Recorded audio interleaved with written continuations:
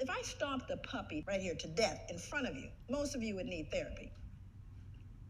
And I would be arrested probably faster than killing a black man. I told him it was a blood choke. He knew it was a blood choke. He looked at me when I said it. He put his head down. They was intent to kill my man. I seen it in his eyes, I seen it in his demeanor, and I seen it in their movement. I'm a controlled person. The most control they ever seen in my life, as I'm seeing another man that looked like me, that feels like me, that got the same complexion as me, lose his life to another man that had no remorse. He had no feeling. I don't even think he had a heart, and he's gonna feel that for the rest of his life. Just like I'm gonna hear my man say, I want my mama. And I'm coming to find out that this man who died 2 years on the day that his mom died, that hurts me deep down inside, bro. And like something needs to be done, or something needs to be done. 2 seconds and look around. This is what love is. This right here, right? We didn't come out here. We didn't come out here for no smoke. The victory for brotherhood is won. Some more will probably get scarred up a bit. Before the victory for brotherhood is won, some more will be thrown into crowded, frustrating jail cells. Before the victory for brotherhood is won, some more, like courageous medevers, may have to face physical death.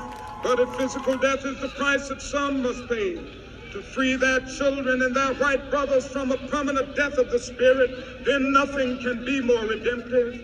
Before the victory is won, there will have to be suffering. But we must go on with the faith that unearned suffering is regret. Those institutions that have historically been racist and biased and oppressive continue.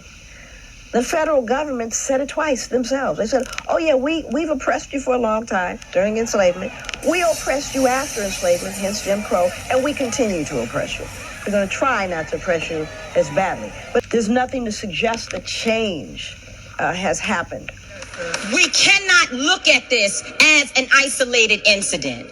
The reason why buildings are burning are not just for our brother George Floyd. They're burning down because people here in Minnesota are saying to people in New York, to people in California, to people in Memphis, to people all across this nation, enough is enough. Yeah. And we are not responsible for the mental illness that has been inflicted upon our people by the American government, institutions, and those people who are in positions of power. I don't give a damn if they burn down Target.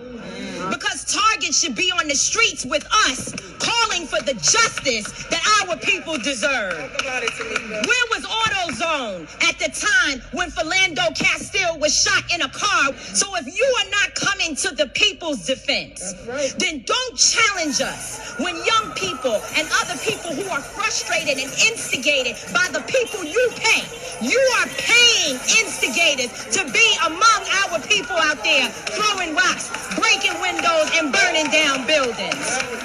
And so young people are responding to that. They are enraged, and there's an easy way to stop it. Charge all the cops, not just some of them. Charge them in every city across America where our people are being murdered. That's the bottom line. Do what you say this country is supposed to be about, the land of the free for all. It has not been free for black people, and we are tired. Don't talk to us about looting. Y'all are the looters. America has looted black people. America looted the Native Americans when they first came here. So looting is what you do. We learned it from you. We learned violence from you. So if you want us to do better, then damn it, you do better.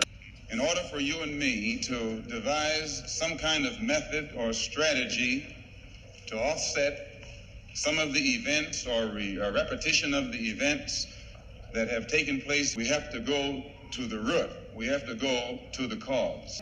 If he were made to realize how black people really feel and how fed up we are without that old compromising sweet talk.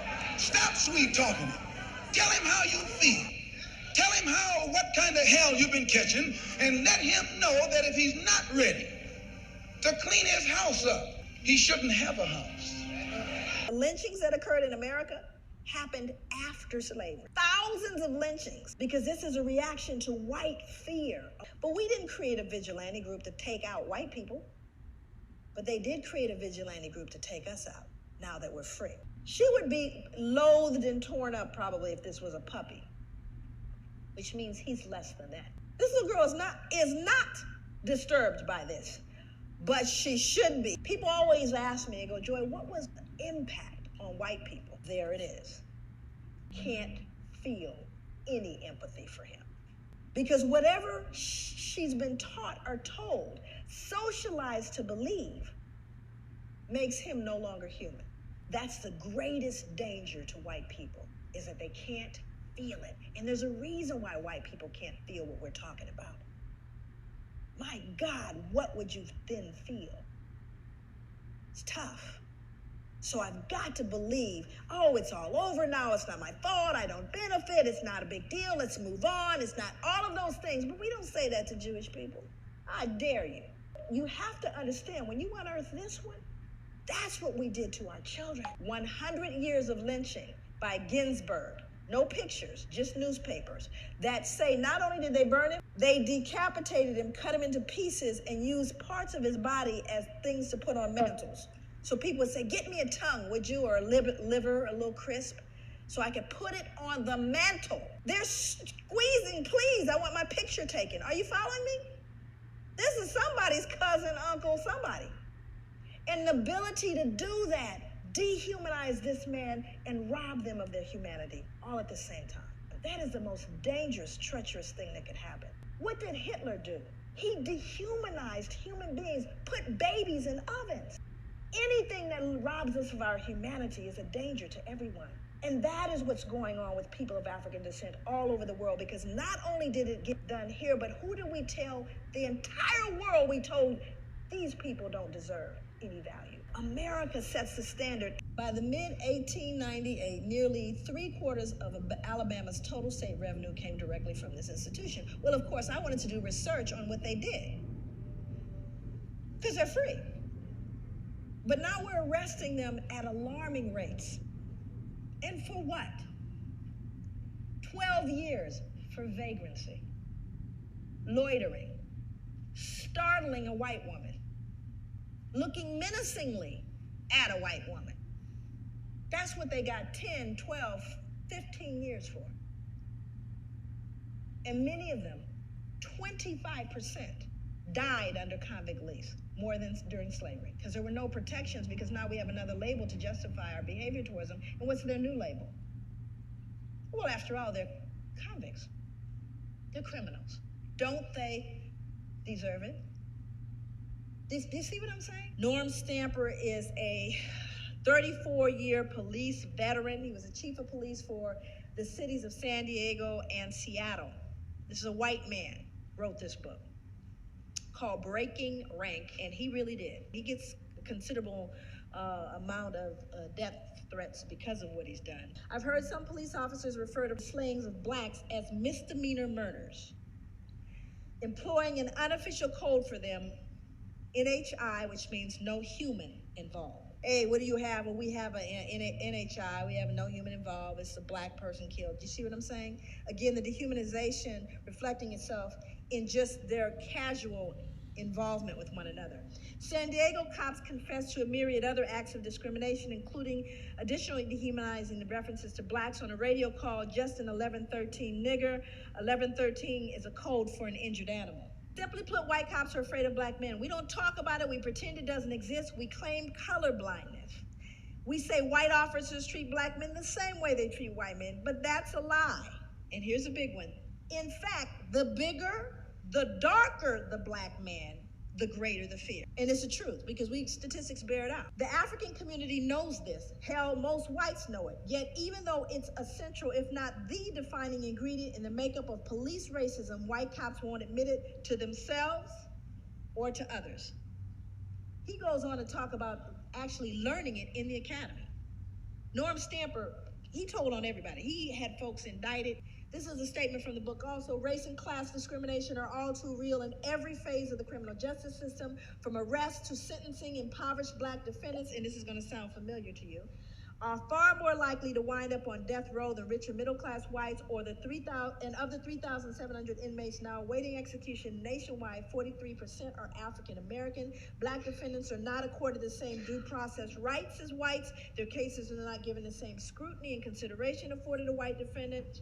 Not now, not ever, not in this country. So what I have to do is teach my sons how to navigate this, do I not? Doesn't matter what I think and oh baby, we are the world. No, this is real. You do have a bullseye on you. When you're in the elevator with the only white woman there, and you're the big black man, she's clutching her purse and she's worried. That's a reality. And if you startle her too much, it used to mean you get lynched.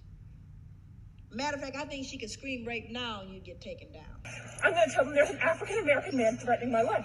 I'm being threatened by a man in the Ramble. Please send the cops immediately.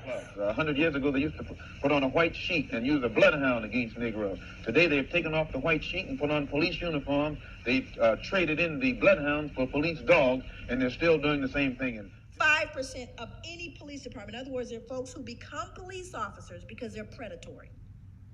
That's why. You gotta understand, police officers, plenty of them are twisted, and I've worked for the last 20 years with police officers. Trust me. I'm always concerned about someone that deliberately wants a gun.